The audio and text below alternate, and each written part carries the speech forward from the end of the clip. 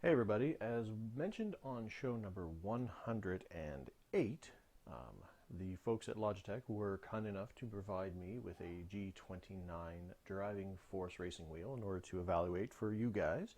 So I figured that the first step would be to kind of get to know what this new device is all about and kind of give you a bird's eye view as I take a look at it for the first time here. It's one of those things where I've kind of looked at unboxing videos in the past, and it's like, you know what, maybe it might not be that bad of an idea to kind of show you what it is to go inside this box for the first time. So I haven't actually looked inside this thing yet. I've untaped it enough so I don't have to show myself cutting my fingers on camera. But we'll take a quick look at the box here, and I'm going to point out a couple of interesting things that I've seen even without even going into the box yet. The first thing that I noticed was the fact that, like, this is the front of the box here, and while we had some debate on the show when we first found out about this, whether or not the G29 was a PC compatible wheel, because everything on the site mentions that it is a wheel for the PlayStation 4. That is how they're marketing it, basically. Even though the other one, the G920, I believe it is, the one that's for the Xbox One, markets itself specifically for Xbox One and PC, while this one very prominently explains up at the top here, PlayStation for PS3 and PS4, has the official PlayStation logo here. So yeah, and it kind of continues on throughout the box. So I'm very curious as whether or not they're actually hurting themselves, because this wheel is very much compatible with Windows PC and up to Windows 10. I've actually confirmed that on the website. But if you actually take a look at the side here, and I'll be doing some other videos obviously as well to kind of comparing this to my DFGT, G27 pedals, that sort of thing, and some experiences and stuff going on. But we're just going to start here. But anyway, if you look here, I mean, you're probably not going to be able to read a lot of this, but what it says here is what you need. It says PlayStation 4 or PlayStation 3, full stop. Games that support Logitech Force Feedback Racing Wheel. And that's it. So again, no mention of the PC whatsoever. Down here, it says compatible hardware. This very specifically says PlayStation 3, PlayStation 4. No mention of Windows PC at all. So another interesting omission, considering where they're going to. I mean, I would think, obviously, for a PlayStation 4, this is kind of your choice, but why not market it towards the PC crowd as well? Kind of confused on that. It goes through a couple of the general things, basically talking about, hey, we've got a bunch of buttons on here. You'll notice the wheel, if you're familiar with the DFGT, it looks very familiar. I'll have a comparison here in a little bit as well. It does go through and mention the dual motor force feedback, which I think is similar to what the G27 had. Real leather and metal components. Again, G27. 24-point selection dial, which where do they point that out specifically? But which it says gives you even greater control of your car's setup. That's pretty vague. Secure mounting, I haven't taken a look at them. It looks very similar to what I have for the DFGT. Now here's a question that we had as well on the show when we looked at it, is the fact that they've been touting the brake pedal as being special and different than the G27. And we kind of surmised that maybe the way that it was reading in their vague sort of fashion was the fact that maybe they were putting in a load cell brake into this. They're marketing it as a high-end product, so it would kind of make sense, especially, and also given the price tag. Again, here on the back, it just kind of says non-linear brake pedal responsive brake simulates pressure-sensitive braking systems. And it was that pressure-sensitive that kind of triggered onto us, because, as you know, with a typical brake system, it's not really about the travel so much as it's about the pressure, and that's what a load cell braking system on one of these wheels, or pedal sets, would kind of simulate. So, again, kind of vague, although it really kind of reads like maybe it's just a progressive spring, where the top half is easy to push, and then it gets progressively harder as you go down. And that's, I think, what is in this thing. Now, I'm probably not going to tear it apart, but from the research I've done, it does sound like it is not load cell at all.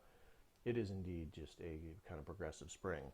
Now, here's one of the key points here as well, is the fact that down here, in, kind of faded out drawing, is the shifter. Compatible with the 6-speed manual shifter attachment, and then very prominently mentions sold separately, which is a kind of a weird thing to do. So, especially considering the G27 wheel came with its own shifter attachment as well, where this is actually expecting you to pay for that separately, which I thought was a bit weird, especially considering the price tag on this thing, which we'll get to in a little bit. Now, of course, with all of that being said, I was kind of hoping that as an evaluation unit, maybe they might send out the shifter as well to evaluate, although I didn't specifically ask for it. It's just very weird to me that they would shift this unit out without any sort of shifting attachment. I don't know. That just seems really, really strange to me. That shifter there, as you'll notice from the picture, does not look anything like the G27, one where it had actually the D-pad on there. It had several buttons. But then again, that's because the G27 wheel itself was kind of devoid of buttons, which was its main downfall, I think, especially considering, I mean, as an iRacer who doesn't, I'm not a expert at it, but I mean, I use all those buttons, and I'm sure that other people would, had problems with the buttons as well. So I don't think that shifter's in the box because, well, they just shipped me out, the demo unit box here. There was nothing extra in the box, so I guess I'm going to live without the shifter. I don't mean to harp on that, but that just seems like such a weird omission. But anyway, now we will go into the box itself. Again, I have untaped it and whatnot so that we can avoid that sort of thing. So, looking into the box, they have basically a general setup sheet here. You'll notice again, it shows you hooking into a PS4 and not into a computer as well. Like there's actually on that instruction, I'm sure in the manual it actually mentions it, and I believe I did see, actually yes, in the press kit that they sent out, they did mention attaching it into a PC and how to do that, which is obviously pretty simple. But yeah, it's there is not a one mention of a PC there. It also does include warnings. We have the pedals have pinch points that may cause personal injury. Keep fingers, bare toes, and children away from the pedals. So, I mean, good advice there. Warning, wheel will automatically adjust during setup when adding power or when switched between PS3 and PS4 mode. We'll get to that in a minute. I did notice that in the press release stuff as well, which is something I didn't know about this wheel. Which may cause personal injury. During adjustment, keep hands, fingers, and children away from wheel. Pets, I guess, are okay. You don't want to have your children injured, but make sure that you don't get your pets are fine. I mean, they know big things make big noises. They're just going to run away from them anyway. So we have this nice black interior to the box, and let's take a quick look inside of said box. And oh, okay, it's a bunch of plastic and stuff. Our first piece of plastic here contains nothing. So apparently it's just a choking hazard. So make sure that I guess they gave this to you in case you want to endanger children, because they shouldn't, as the sign indicates, they should not crawl around with a bag on their head. Good advice. I highly endorse not crawling around with a bag on your head. So anyway, we have a bunch of plastic and stuff in here. Obviously our cords over here.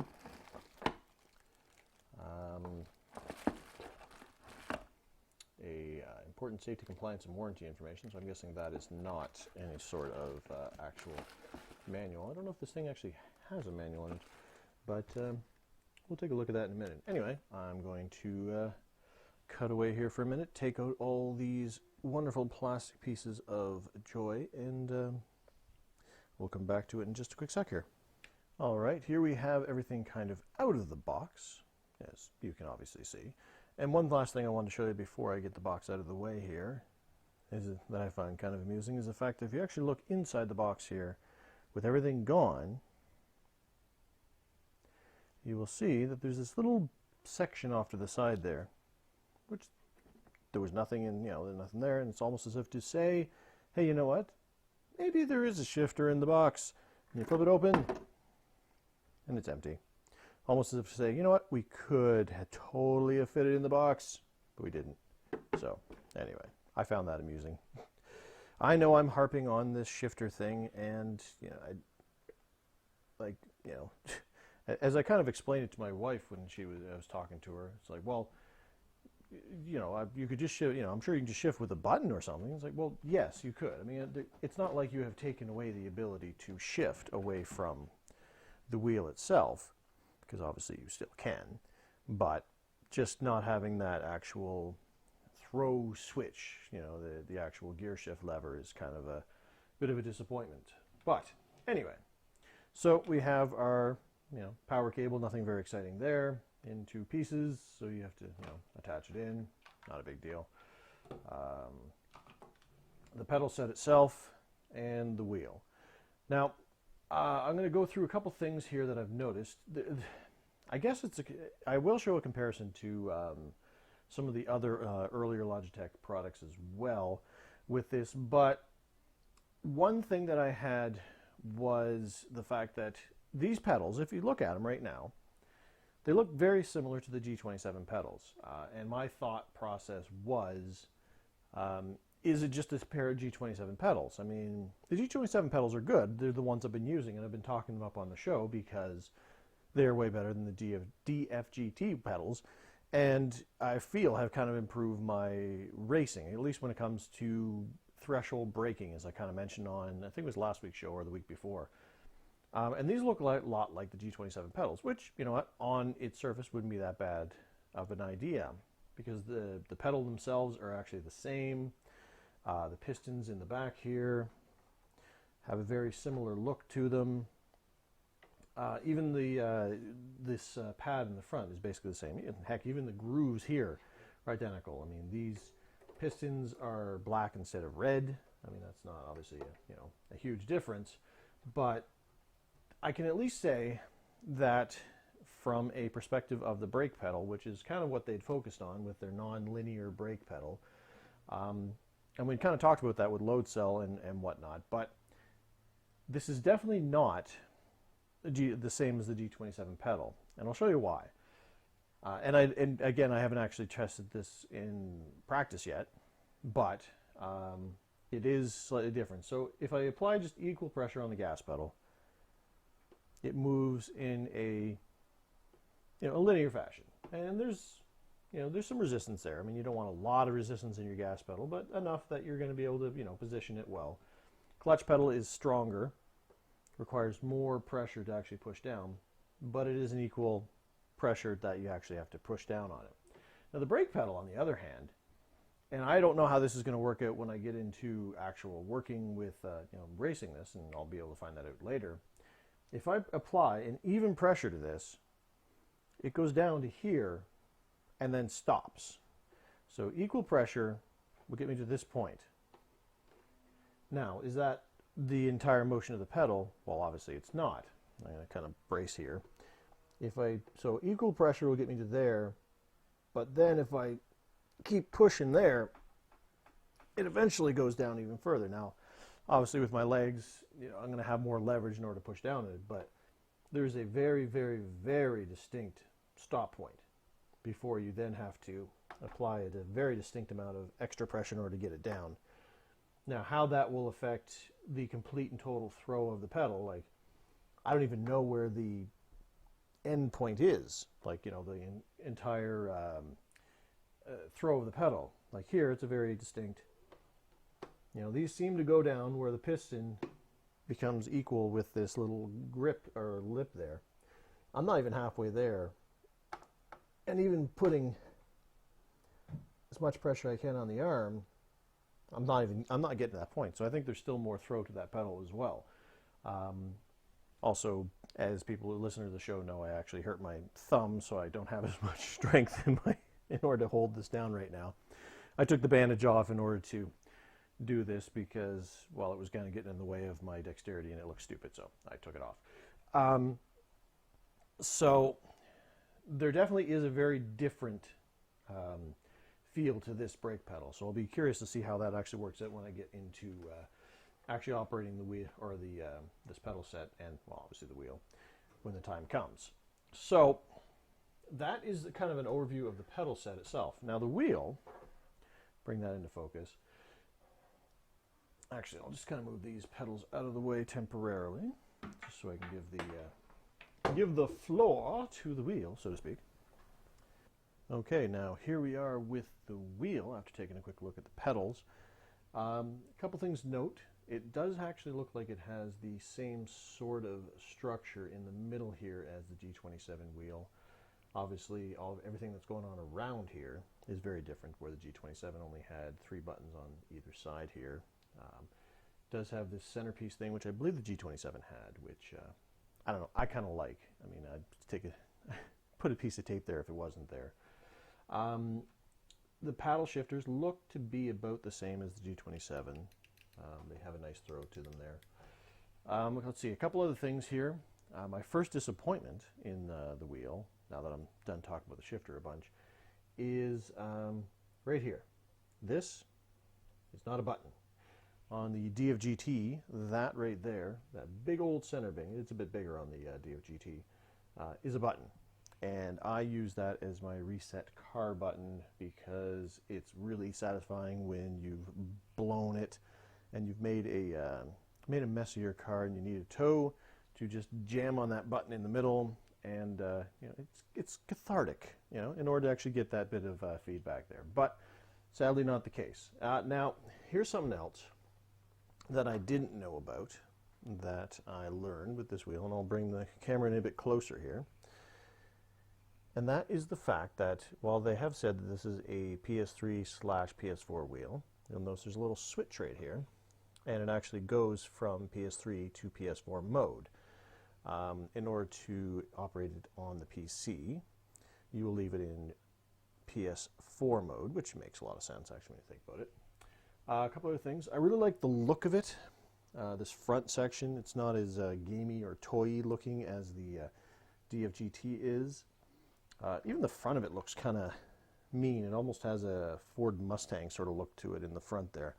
One other thing I noticed here, and I can't speak to yet, is right here, it almost feels like a car brake light, like a glass you'd have over a light type thing. Now, whether or not that does anything, bring it a little closer to the camera, who knows? But because the PS4 has that little light bar on the front of its controller, I'm really hoping this lights up. Will I ever see it? No, because it's going to be facing away from me. But I'd be really satisfied if that lit up when I plug the wheel in.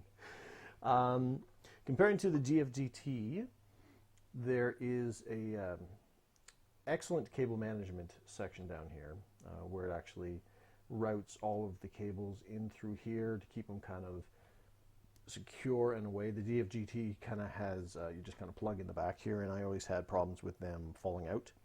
I don't know if this is the same as the G27 or not. I think a lot of this really is similar to the G27 anyway, like this structure. So I think that might have the same thing. You have your cable for actually plugging in the USB. Your shifter would go over here, your pedals right here, and your power in here. Also, don't let your kids touch it, because apparently it'll kill them or something. I don't know. Let's see. I think it gives a general rundown of this wheel. Oh, it also has, we can't really see because it's not lit up, but the LED lights for rev limiter up here, and those will light up. I don't think iRacing supports those, but I know some games do. I think Project Cars does. Drive Club on the PS4 might. It's one of the games they've been kind of touting as a good game to test this with. So I'd assume that it probably takes advantage of its features. The little dial here, which I've used for volume control when it came to in-game speak in the past. Now the button pattern is actually a bit different from the DFGT, even though it has kind of a similar, I guess, assortment of buttons. It's got your PlayStation buttons here, your R3, R2, L2, L3. DFGT kind of had buttons up here. This was down a little bit lower. Plus, minus, your share, your options, your PlayStation button. That and there's a button as well. Insider tip, that is my mute all driver button in driver chat and iRacing. That's my, because it's an easy accessible big old button. I don't want to hear anybody anymore. Click that button, they all go away. So I think that's a basic rundown of both the pedals and the wheel itself. Just kind of get a general feel for it. One thing you will notice is this is actually apparently genuine leather. I'll just have to take their word for it in there, in the fact that, but I think that's the same as the G27 had itself, so there should be no real difference there. Anyway, I think it's a good general rundown of that. Next, I'm just going to show a little bit of a comparison between the various generations of the Logitech wheels. So I will give you a quick rundown on that. Okay, now here we have the DFGT over here and the G29 wheels side by side. I just want to do a quick comparison just to kind of give you an idea. They're roughly about the same size. This is obviously, well, maybe not on camera, but to me this is obviously not leather. It is a plasticky type thing, where this is the nice leather feel. So it definitely does feel like a higher quality wheel for sure. As I mentioned, as far as buttons go, where the R or the L3 and the R3 buttons are here, on the DFGT they were up here. I use those as my go-between black box buttons. This kind of arrangement looks about the same, slight different arrangements. One difference that I actually didn't notice until I put them side by side was the fact that the L2 and the R2 buttons are here, and over here they're up here, which I use for my look left and right buttons when I was using the paddle shifters. I actually use the paddle shifters for my look left and right when I'm using the actual gear shifter. Another difference? Oh look, gear shifter. I know, beating a dead horse, but still quite flabbergasted. Another keep in mind, the fact that these paddle shifters here, those aftermarket ones that I installed, there's actually only two little nub buttons back here to actually hit, which are really hard while you're actually driving. So that's why I bought those paddle shifters and why they were designed in the first place. You will notice that on here, the back end of this looks a little more, I don't know, gamey than the other one. The other one has a more solid kind of professional look to it. Another thing to notice is the fact that, I don't know if you'll be able to hear it, but this motion here is a lot smoother and quieter than this one, which was you can hear the gears kind of grinding in the back there. So that's another difference with that one. This one definitely has a nicer feel to it. I can't wait to actually plug it in and give it a shot. A couple things I forgot to mention when I was talking about the wheel itself is the fact that it does have the same helical gears. There's me and my pronunciation again. As the G27, very the same. However, the sensors inside of here are what they call a Hall effect sensor, as opposed to the old optical sensor on the G27. What that means is that the optical sensor was an open sensor where it actually kind of looked at the actual positioning of the wheel in order to determine where it was, where the Hall effect is a magnetic sensor. It's a closed system. So the difference there, as far as I know, apparently Hall effect is supposed to be a better sensor, more accurate. I never really heard anybody complaining about the G27 not knowing where the wheel was, but what I did see a lot of when I did some research was a lot of complaints about the G27 losing its calibration, or the sensor going bad, or the centering being off on it. Because of the nature of the sensor that was in there, it was susceptible to dust and debris getting inside of it. And moving parts and stuff, parts are going to grind off and they're going to get in there. So there's a lot of complaints about that. So I'm guessing the closed circuit Hall effect sensor is probably meant to combat that. So while it may not make a difference in the wheel operation itself, and it may, I don't know, but I'm guessing that that change was made for longevity's sake, where there's going to be a lot less breakdowns with it when it comes to problems like that.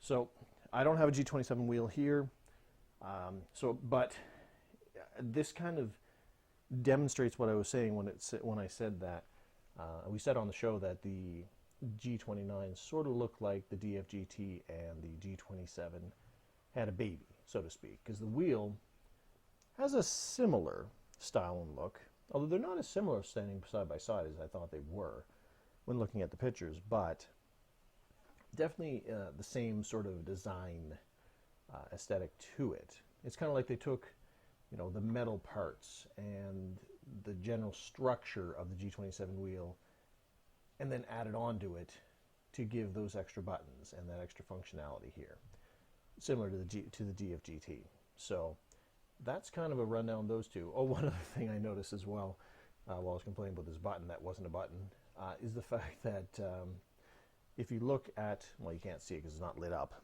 because it's only visible when illuminated, but the DFGT, they had, you know, a GT logo. On the G2920, the Xbox version of this wheel here, the center icon is actually the Logitech logo. Here, as you can see, PlayStation logo. So it's they're definitely gearing this towards, if you want a wheel for your PlayStation 4, get this wheel. Oh, you have a PC? Yeah, I guess that'll kind of work too, kind of thing. So, well, I think that's about the rundown on the wheels comparing. Like I said, I just want to give a quick general idea of where they were, just so you have an idea between the two of them. One last thing I'll mention here, when I mentioned the cable management, if you have them side by side, you'll notice there is no cable management underneath this guy here. Everything kind of plugged into the front here, and that was very susceptible to falling out. If you remember the story I told on the show about going down pit road and not having control of my, I couldn't hit the gas anymore. It was because this had actually fallen out, because that goes to the pedals, and I didn't realize it until it was too late, and lost a bunch of positions because of it. So the clamping system, I mean, this isn't loose, but the style at least looks very, very similar as well. So that's the two wheels side by side. I really hope that lights up. And then finally, I will give you a quick rundown on the pedals side by side. Okay, and finally we have our three pedal sets here. I don't have a G27 wheel, but I can compare the three different, I guess, generations when it comes to Logitech pedals. We have the DFGT pedals here, which I brought up only for comparison, just so you guys get an idea as to why we've spoken in the past on the show about how the DFGT pedals and their kind of their weaknesses when it comes to actually racing. These are the G29 pedals, the new pedals. You can tell by the new Logitech logo. And the G27 pedals over here, the ones that I got used from Mr. Chad. So obviously those aren't brand new pedals, so take that with a grain of salt when it comes to actually kind of the look of it and the feel of it.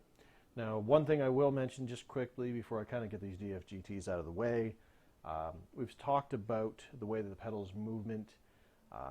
These guys, for example, as you can see, you kind of run on these pistons with springs and all kinds of stuff in there in order to make, you know, to simulate the movement, where these guys just kind of have these plastic, I don't even know what gives the resistance down. There's got to be a spring in there, I guess, somewheres. But also, for example, just in the sake of not beating up on the pedals per se, but I mean, for example, like I just lift this thing up, like it weighs nothing. as opposed to the G29, G27 pedals. These have got some heft to them, which, you know, it kind of speaks to at least a bit of craftsmanship and quality and durability. Now, before I get these DFGTs out of the way, for example, this being the gas pedal, like, there is basically no resistance there. Like, if you just set your foot on that, like, that's going to move already because there's basically nothing to it. The brake pedal isn't that much different. It does have a little bit of, I guess, progressive resistance. I mean, like, with the first bit, like, I can push that with, like, no effort. And that's about halfway through. At that point, it does give a little bit of resistance at the bottom, but it's not it's certainly not pressure. You know, it's actually movement, but, like, the throw on these things is so loose that there's not a lot of, it's way more difficult to modulate your motion with these guys because they're so easygoing. Also, of course, no clutch pedal, but not a huge deal breaker when it comes to racing games or iRacing in particular. So I'll just get them out of the way, and we'll just move on to these two guys here. The G29 and the G27. Looking at them, you will see they basically look the same. Like, right down from the grooved area in the front where your foot goes to everything about these guys. Like, even right down to the way they look underneath with the carpet catch guard. These are basically in the same platform, right down to, like, these pistons and everything. Now, I kind of showed you a little bit of the throw on these guys when it came to when I was just showing the G29 pedals. The gas pedals got some resistance, but not a lot.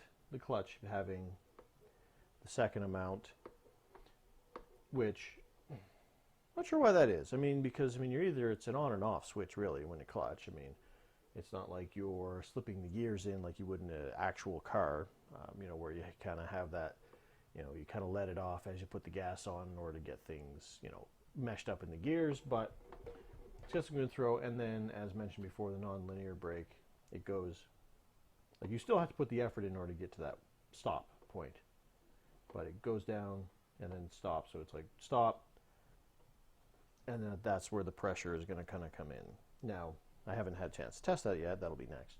But I'm guessing that, you know, as I'm not moving it much by pushing the pressure in, is when I'm going to get that last little bit of braking in there when I'm threshold braking. So, for example, I mean, again, these are older, so, you know, take that in consideration. But throwing the gas pedals, pretty dang similar. I mean, this one is a little stiffer, but it's new.